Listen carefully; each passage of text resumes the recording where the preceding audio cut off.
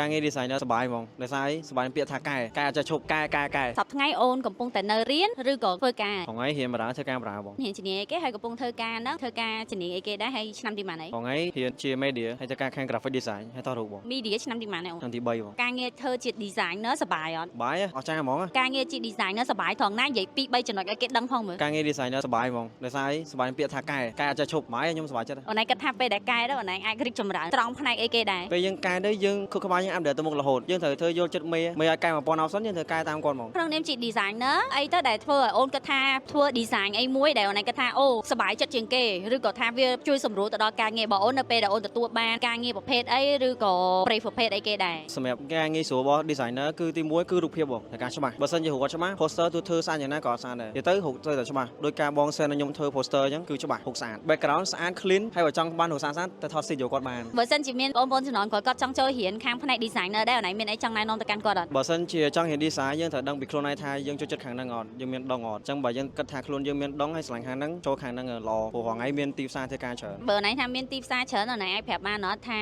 ការងារ designer ហ្នឹងនាពេលអនាគតពេលអូនធ្វើការបានយូរឆ្នាំនៅក្នុងវិស័យហ្នឹងអូនឯងគិតថាអូនឯងអាចនឹងទទួលបានប្រាក់ខែរំពឹងទុកដ៏ខ្ពស់ជាងគេបំផុតអូនឯងគិតថាអាចបានដល់ប៉ុន្មានដែរវាមានច្រើនបងតែបើយើង level ខ្ពស់ប្រាក់ខែយើងអាចដល់ K លើតាមខ្ញុំគិតទេណាគំនិតខ្លួនឯងសម្រាប់ខ្ញុំអនាគតខ្ញុំអាចរំពឹងថា 1K តាម idea របស់ខ្ញុំតាមសមត្ថភាពខ្ញុំមានពាក្យ3ម៉ាត់តាក់ទងអំពី designer ទៅកាន់ designer ពាក្យ3ម៉ាត់ចំពោះអ្នក designer កែ